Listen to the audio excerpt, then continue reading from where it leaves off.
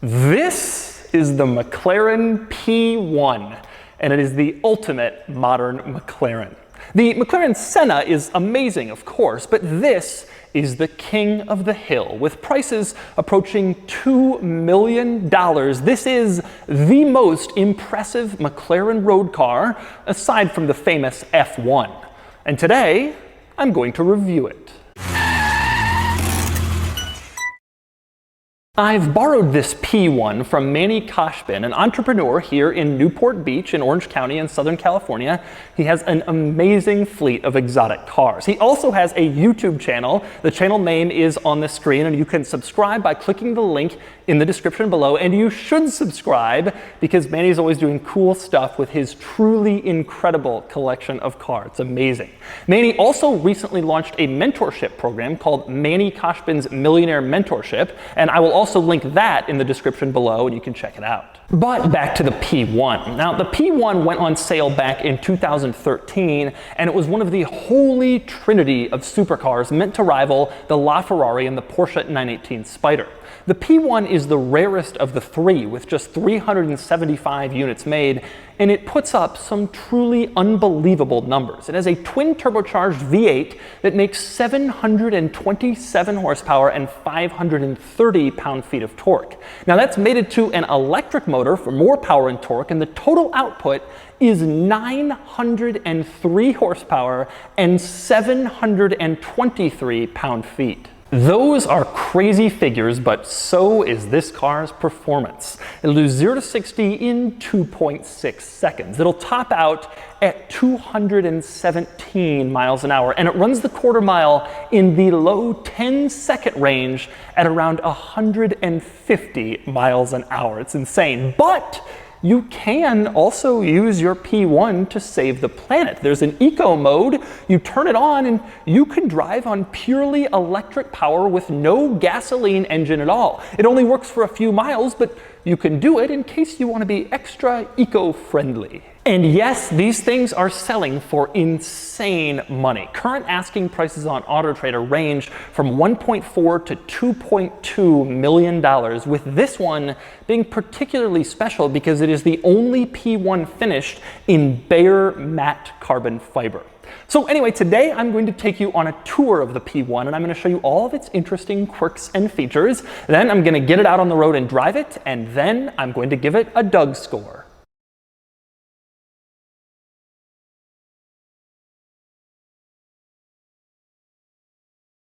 All right, I'm going to start the quirks and features of the P1 with getting in, and that means we must start with the key. Now, when you buy a car like this, they don't just give you a key like you get when you buy your car. Instead, you get this nice silver box with carbon fiber on the front, and it says P1. You open it up and you have two keys beautifully displayed like jewelry inside this soft casing with orange velvet on the inside of the lid. You also have a little USB stick that I guess includes photos of the car or track times, or I'm not entirely sure, but either way, this is how the keys are presented in a P1. You take the key out and then you can climb inside. But before you climb into your P1, you run into a little bit of an issue because there's no immediately obvious door handle on the outside of this door. There's nowhere that you can grab to open it. Well, it turns out that you walk up to the P1, you look inside this hole, which is actually an air intake, and there are two buttons hidden in there. The button on the right, you push that and it locks the car. So that's what you press if you want to walk away and lock your P1. The button on the left, you push that and it will unlock the car, and it will also pop open the door just slightly. So if you press it, the door will go to this position. But then it's kind of up to you to reach under here where your hand can grab and open up the door, which is surprisingly heavy. And then it opens up upwards like a supercar door should. Now, once you have the door in this position, there are a couple of interesting items worth discussing. The most notable is this little white stripe that goes around the entire interior of the door. And you can see this stripe says on it MSO, which stands for McLaren Special Operations. They will kind of tailor-make your P1 to your exact taste. I've seen a lot of tailor-made options and features, but I've never seen the inside of the door painted with a white stripe. However, I have to admit it is a pretty cool touch, and it's kind of nice to have on a car where the door opens up and attracts a lot of attention. Why white, you're probably thinking? Well, this car used to be white. Obviously, it isn't any longer. We'll cover that in a few minutes. And another interesting item that reveals itself with the door up, you can see there are two buttons mounted at the base of the door that kind of face out when the door is in this position. One of those buttons is to put the car into tow mode so that it can be safely towed, and the other button pops the trunk. And since I'm talking about the trunk button, might as well get inside and see what the trunk is all about. Now, when you press that trunk button, it puts the trunk in this position. You can see it's kind of popped up from the rest of the bodywork. And you go to open it, and you will notice there is no latch in the front, like basically every other car with a front trunk. So, how do you open the trunk? Well, it turns out you stick your hand into like this nostril in front, and there's a little button hidden in there. You push it pretty hard, and it releases the trunk, and then you pop it open, and that's how you open the trunk in a McLaren P1. And now that we're in the cargo compartment, a couple of interesting items worth noting in here. One, you can see it is entirely lined in carbon fiber, which obviously saves weight, but also gives it a very, very cool look. Not too many cars' cargo compartment lining looks like this. Another interesting thing you'll notice up here is that the cargo compartment is actually reasonably sized. This is about the same size as the cargo area in the latest Audi R8. It's not huge, of course, but a lot larger than you'd expect in a $1 million+ supercar, which are usually very, very impractical. This one isn't as bad. Next up, another interesting item in the cargo compartment. You can see there is a little yellow label in there. That is a warning to emergency personnel. Because this car has an electric motor as well, it kind of tells emergency personnel what to do in order to stop fires from spreading. As if they would ever find that label. The car's on fire, so they go to that little button in the door, they pop the trunk, they find the little button in the nostril, they open it up, and then they look at that label and say, oh, that's what we're supposed to do. Seems kind of ridiculous. One other interesting item you can see while the front trunk lid is up is the windshield wiper assembly in this car. This windshield wiper arm is absolutely massive. Just one wiper in this car, and it has this huge arm, presumably so the windshield wiper stays down and can still be usable at really, really high speeds. And next up, we move on to the interior of the P1. And I'm going to start with one of the very first things you notice on the inside when you first open the door, and that would be this little plaque to the left of the driver's footwell in the door sill. It says McLaren P1, and then it says MK Edition for MANNY, the owner of this car. That's a lot cooler than having it say like 1 of 375, your own special edition, something to aspire to. Now, interestingly, this plaque reminding you how cool you are actually gets covered up when the door is closed. It's kind of a weird thing. So many cars mount plaques like this right in the middle of the interior. This thing, you can't even see the plaque when you're driving. Now, next up, the very next thing you notice when you climb inside this car is the seats, and particularly how tight these seats are. I'm not a huge person, but these seats really, really hug you. Obviously, the point is they grip you to keep you in place when you're on the racetrack going around corners so you don't slide around. But they're really, really tight seats, and they can't be adjusted at all except to go forward or backwards. That's it. Now, the next thing you notice when you sit down in the P1 is the fact that there are windows above you. This car doesn't have a traditional sunroof, and they never made a P1 Roadster or Cabriolet with a convertible top, but this is as close as you get. And this is kind of a cool McLaren specialty, and it's been evolving. The 720S has the same glass panels, but they integrated them into the doors, and then the Senna has those door panels, and they also added additional glass panels at the bottom of the doors. So McLaren is doing interesting things with interior cockpit glass. But in this car, they are fixed in place on the roof, sort of a dual pane sunroof in the McLaren P1. Never knew that. And next up, moving on to some other interesting interior quirks and features of the P1. One of the most amazing things about this interior is the fact that this car has 3 cup holders. I'm serious, there are 2 underneath the infotainment screen, sort of under the dashboard, and then there's another 1 in between the seats. So your McLaren P1 $1 million 900 horsepower supercar has 3 cup holders for 2 seats, which is impressive. But the practicality situation pretty much ends there because there aren't too many other useful practical items in this interior. For instance, there's really no interior storage. Next to the cup holder between the seats, you have a little compartment, same deal next to those cup holders under the dashboard, a little compartment there, but there's no glove box, there's no storage in the door panels, there's really no storage at all inside the P1. All you have is what's in that front trunk. Next up, another interesting item in the P1 is the climate vents, which are actually pretty well thought out. You have two over on the driver's side of the dashboard that aim towards the driver, and then you have two more over on the passenger side that aim towards the passenger. So there's no sharing climate vents, there's no complaining about airflow in the middle vent. There are dedicated vents for both driver and passenger, which is pretty cool. It's also pretty impressive McLaren was able to get all those vents on the dashboard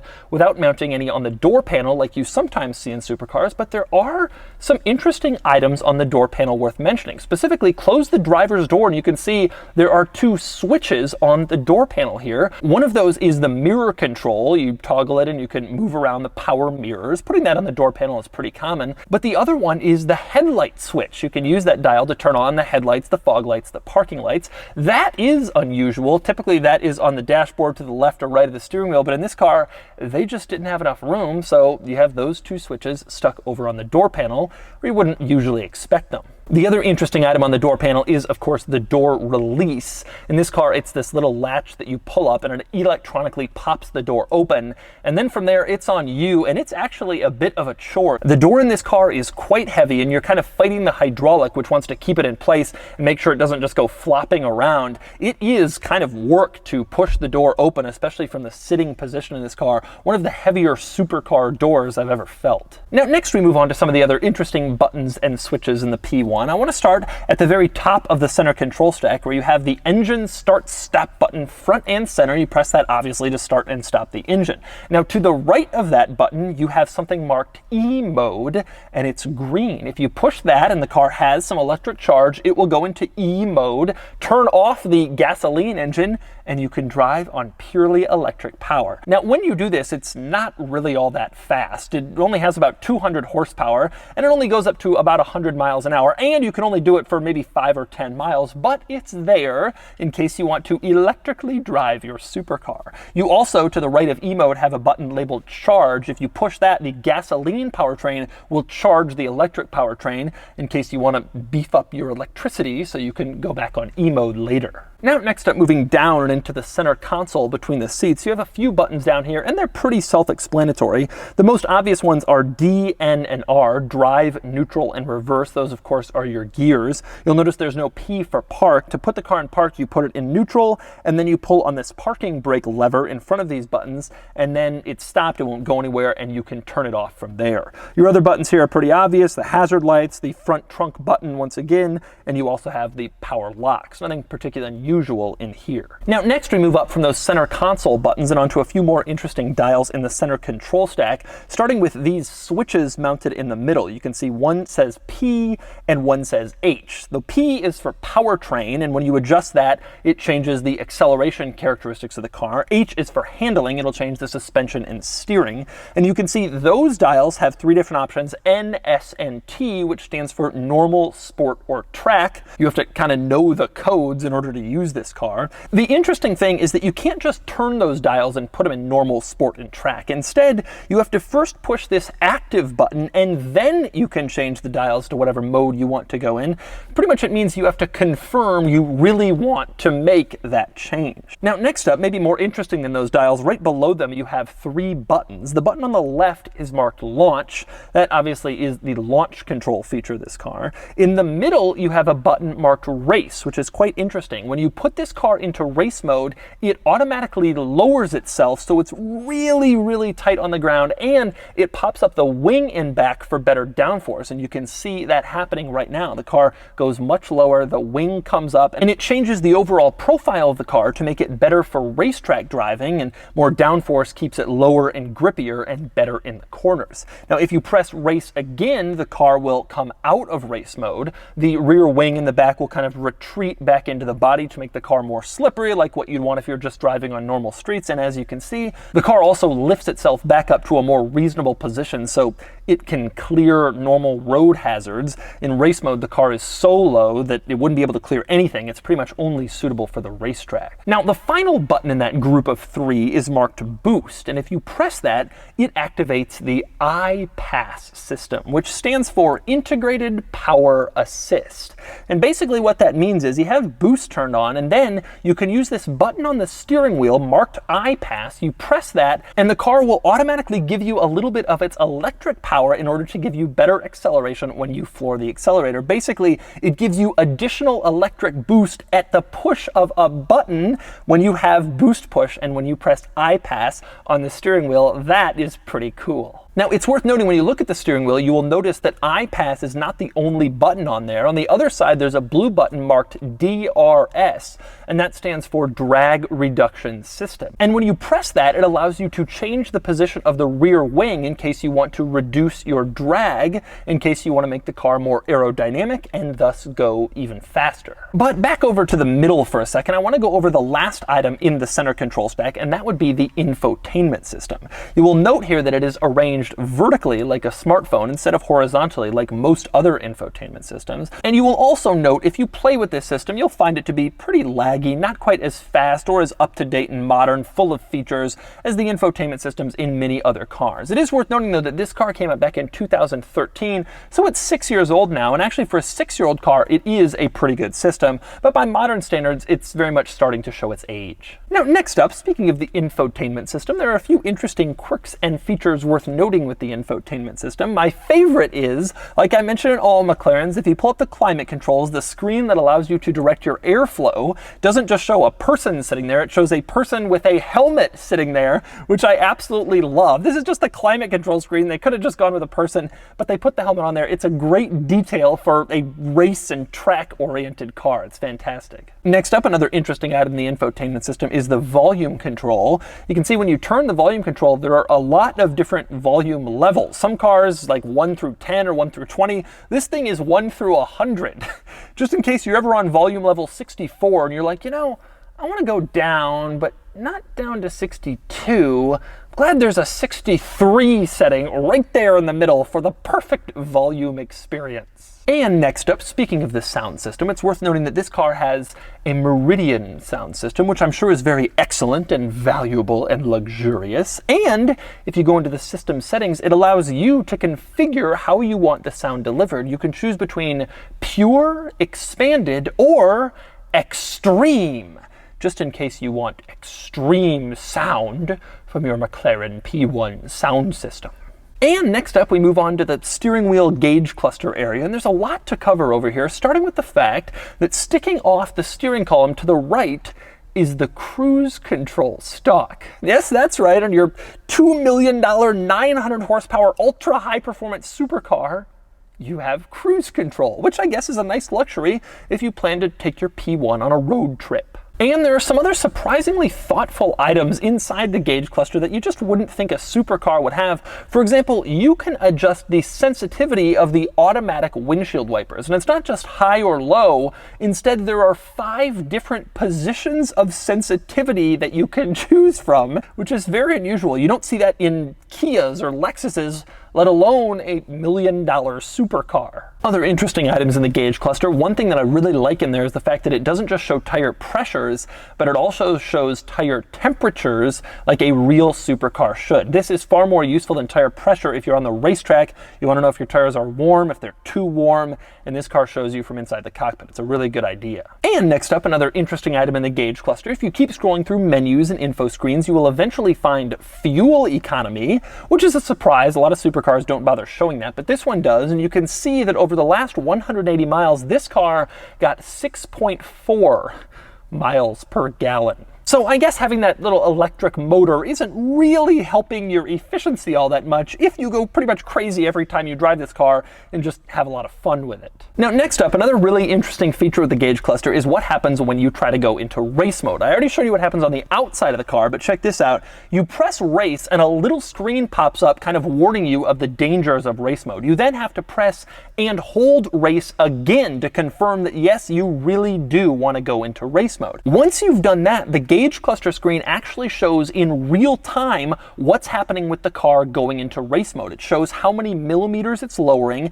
it shows the position of the wing as it changes, and it tells you how many seconds are left until it achieves full race mode. And then you're there, and then that screen goes away. Now, if you take it out of race mode, the exact same thing happens, minus that scary screen telling you you're gonna die. Basically, the car once again shows you exactly how many millimeters it's raising. It shows you the position of the spoiler once again in real time, and it shows you precisely how many seconds are left until you are out of race mode and back into your normal street driving situation. Now, aside from that, the gauge cluster screen itself is not particularly interesting. It doesn't swivel like modern McLarens. It's not incredibly configurable. When you're in non-race mode, it just kind of has this display, pretty standard, nothing especially unusual. When you go into race mode, the display switches to this. You can see it highlights the gear you're in instead of the speed you're going, but nothing particularly special or unusual or crazy in this gauge cluster. Again, this is 6-year-old technology, and all these crazy modern gauge clusters have sort of evolved from here. And next up, we move outside the McLaren P1, and there are many interesting quirks and features out here, but I want to start with my very favorite, probably my very favorite thing about this entire car, and that would be the brake lights. All right, a Bugatti Veyron has brake lights. You can see they're right there. A Pagani Huayra has brake lights. Again, you can see they're right there, very plain, like basically every other car. A McLaren P1 does not have brake lights. It has style back here. And it's very clear that what McLaren did was they decided to style the car exactly as they wanted it, and then figure out how to integrate the brake lights. And so the brake lights are merely these thin little strips of light going around this rear grille, perfectly integrated in the exact rear styling of the car. And you can see the turn signals are also integrated into that very same line. I think this is one of the great brake light designs of all time. Rather than just slapping brake lights on there and limiting the effectiveness of this rear grille, McLaren made the brake lights conform to their car, and it's just a fantastic way to do it. I also like the fact that if you look closely, you can see the brake lights are at their most intense sort of on the outer edges, and then they kind of dim as they get closer to the middle of the car before completely going dark. A really, really cool effect, and really some of the greatest brake lights and turn signals ever in any car. And speaking of brake lights, next I want to move on to the roof scoop. Now, the roof scoop is mounted on the top of the car, right above the passenger compartment, and all of the coolest McLarens have it. The F1 had it, the Senna has it. You can get it as an option if you spend a lot of money on some other McLarens, and all of the P1s have it too. Obviously, it takes air from the outside world as you're driving and sends it into the engine compartment. The reason I associate it with the brake lights, though, is because the roof scoop has this really cool assembly back here where it starts as a roof scoop, but then kind of tapers into the third brake light. Again, another excellent example of, yeah, we have to put a brake light there, but we don't have to tack one on and make it look ugly. They did a fantastic job with that third brake light. Now, next to the third brake light, you have a couple of interesting panels. At first glance, you look at those panels and you probably think they're nothing really special, probably just part of the cover over the engine compartment, but they are indeed special. If you push down on the panel on the passenger side of the car, it will pop open and reveal the charge port, because you have to charge the electric motor separately if you want your electric power when you're driving your P1. You will also notice that next to that charge port, there is an oil cap, and indeed that is how you add oil to your P1. If you ever get low on oil, you want to add some, just pop open this charge port door, unscrew the cap, and that's where you add oil. Now, over on the other side of the third brake light, the panel over there also pops open. You push down on it, opens up, and it reveals two different places where you can put stuff. The most obvious one looks familiar. That's how you put fuel in the McLaren P1. You go to the gas station, you stick the fuel pump in there, and that's what you do. The other cap in there, sharing that compartment with the fuel door, is coolant. If you want to add coolant to your P1, if it starts overheating, that is where you put it in. Now, you might be wondering, why did they put those fluid caps inside these panels, the oil and the coolant? Why didn't they just put them in the engine compartment? And the reason for that is the engine cover in the P1 is fixed in place. You at home are not allowed to open it. And that means you can't go in and stare at the engine in your P1 after paying $1 million or $2 million for one. It's fixed. The only way you can look at it is through this glass, but you can't see all of the rest of the cool engine stuff in your P1. Nonetheless, I am absolutely certain it is there because, well, this car sounds like it has quite an engine. Take a listen to a startup and then a couple of revs.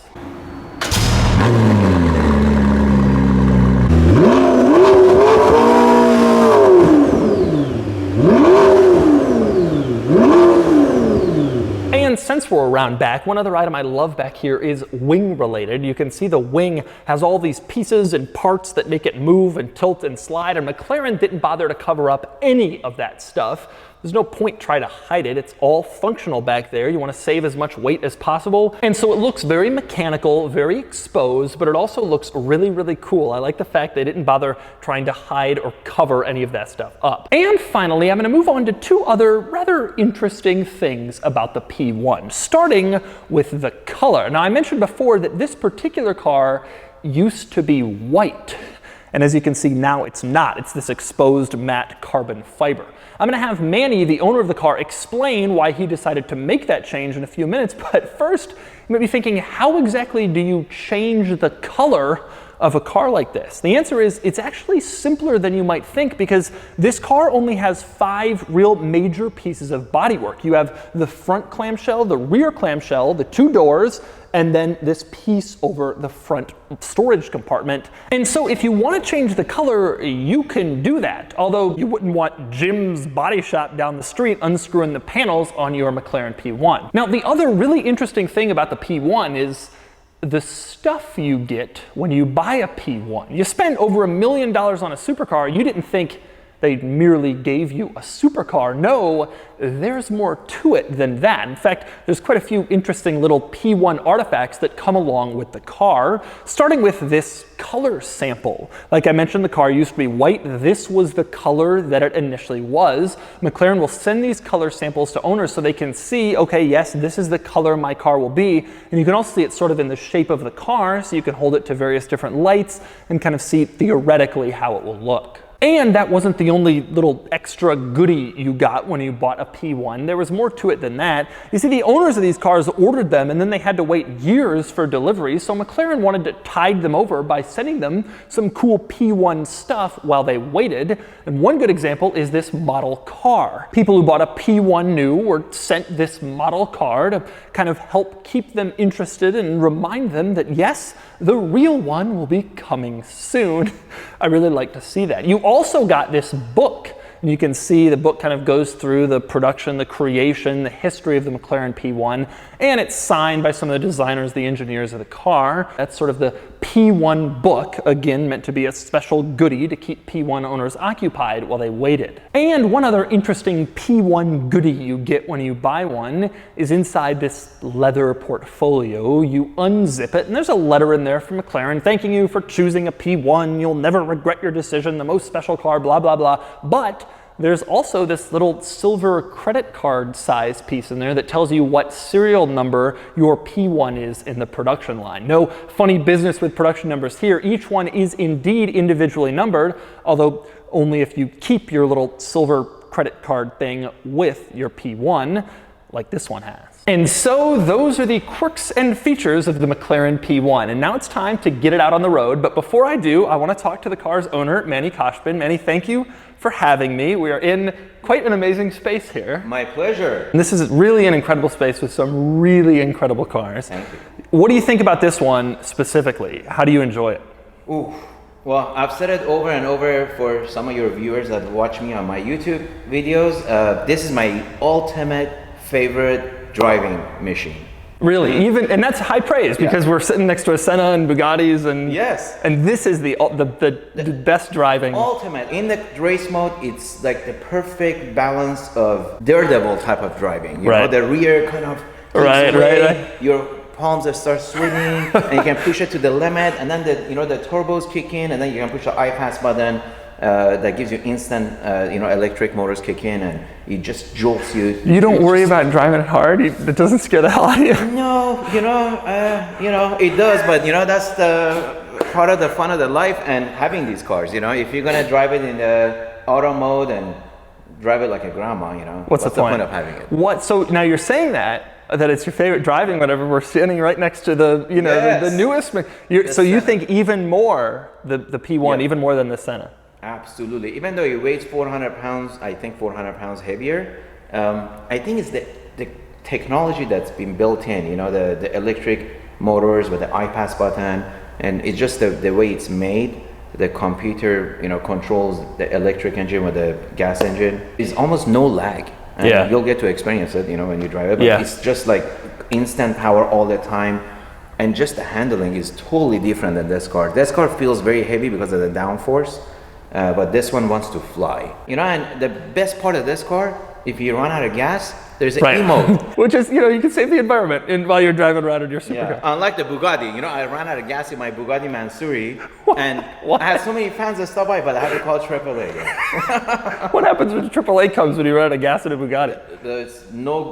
Nothing good comes out of it because he only has 87 octane, and that car takes 100. Did you consider at any point getting gas earlier than that when you saw the gas gauge going down, or that just wasn't? Yeah, you know, I was trying to, you know, get the last drop out of it. It was a bad choice.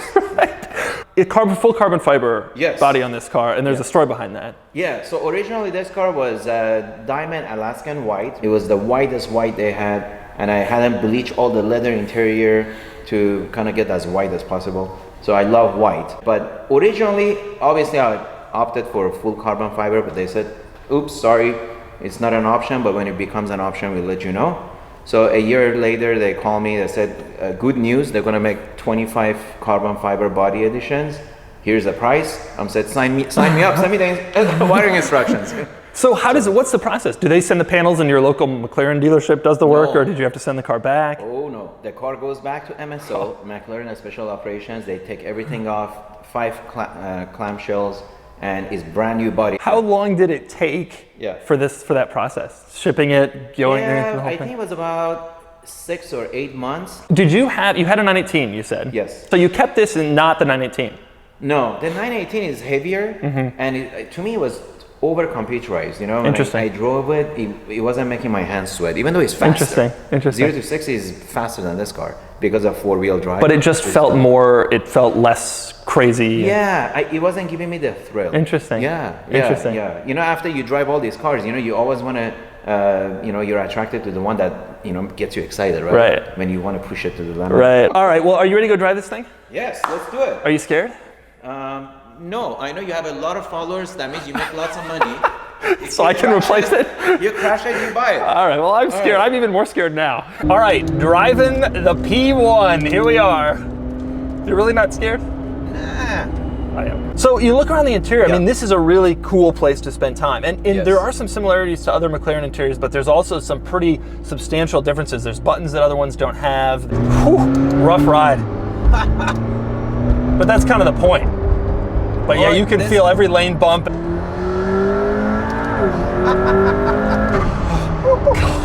that was half throttle. Oh yeah, I know, you're just warming up the tires. The steering precision is really impressive, even just going around those little corners, which is interesting because this is not a brand new car. You know, I normally associate the most precise steering with like the newest stuff on the market, but this was obviously really well developed, you know, when it came out. Holy cow. Sir, can I see your insurance? Oh my God. You know, I thought you were gonna take it easy. I'm just kidding. Wow, that is some serious. You know what's insane? I totally agree with you versus 918. 918 is awesome and it does feel that fast, but the sound, the so visceral, more agile. Yeah, so much more agile. And you feel like you're in a crazier thing here. Like it feels like a more insane, even compared to LaFerrari, this is definitely more raw. I agree with you, by the way. Senna does feel heavier. There's no doubt. This car feels like it accelerates quicker, which is. Oh my God. Jesus, you know he's red, right? Yeah, but I figure we got good brakes, you know. And indeed, look at that.